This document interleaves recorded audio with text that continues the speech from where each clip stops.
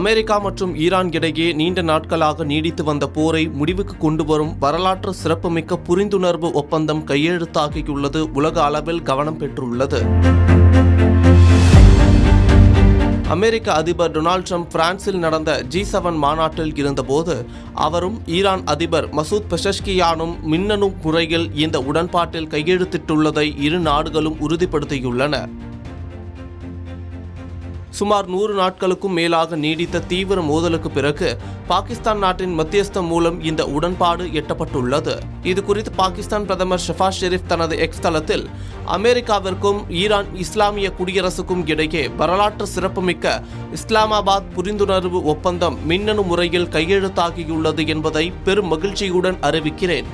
இரு நாடுகளின் அதிபர்களால் கையெழுத்திடப்பட்ட இந்த ஒப்பந்தத்தை மத்தியஸ்தர் என்ற முறையில் நானும் வழிமொழிந்துள்ளேன். இந்த இஸ்லாமாபாத் புரிந்துணர்வு ஒப்பந்தம் உடனடி அமலுக்கு வருகிறது. இதன் முதற்கட்டமாக ஈரான் இஸ்லாமிய குடியரசு உடனடியாக ஓர்முஸ் நீரிணையை மீண்டும் திறக்கும். அதே நேரத்தில் அமெரிக்கா தனது கடற்படை முற்றுகையை உடனடியாக விலக்கிக் கொள்ளும். இந்த புரிந்துணர்வு ஒப்பந்தம் ஒட்டுமொத்த பிராந்தியத்தின் சிறந்த புரிதல், பரஸ்பர மரியாதை மற்றும் பகிரப்பட்ட செழுமைக்கான ஒரு நிலையான அடித்தளமாக அமையட்டும் என பதிவிட்டுள்ளார். இந்த அமைதி ஒப்பந்தம் உலக பொருளாதார சந்தையிலும் கச்சா எண்ணெய் விலையிலும் பெரும் சாதகமான தாக்கத்தை ஏற்படுத்தியுள்ளது. இந்திய பிரதமர் நரேந்திர மோடி உட்பட பல உலக தலைவர்கள் இந்த அமைதி முயற்சியை வரவேற்றுள்ளனர். இருப்பினும் இது இறுதி அல்ல என்பதால் அடுத்த 60 நாட்களுக்குள் இரு நாடுகளும் இறுதி ஒப்பந்தத்தை எட்ட வேண்டும்.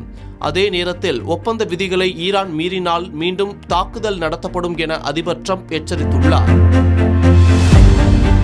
மேலும் லெபனானில் இஸ்ரேல் ஹெஸ்புல்லா இடையேயான தற்போதைய மோதல்கள் இந்த அமைதி ஒப்பந்தத்தை முழுமையாக செயல்படுத்துவதில் சவாலாக இருக்கலாம் என சர்வதேச அரசியல் வல்லுநர்கள் கருதுகின்றனர். கடந்த பிப்ரவரி மாதம் இறுதியில் தொடங்கிய இந்த போரினால் இந்தியா உட்பட பல்வேறு நாடுகள் எண்ணெய் நெருக்கடியை சந்தித்தன. தற்போது இந்த புரிந்துணர்வு ஒப்பந்தம் பாதிக்கப்பட்ட நாடுகளை நிம்மதி பெருமூச்சு விட செய்திருக்கிறது.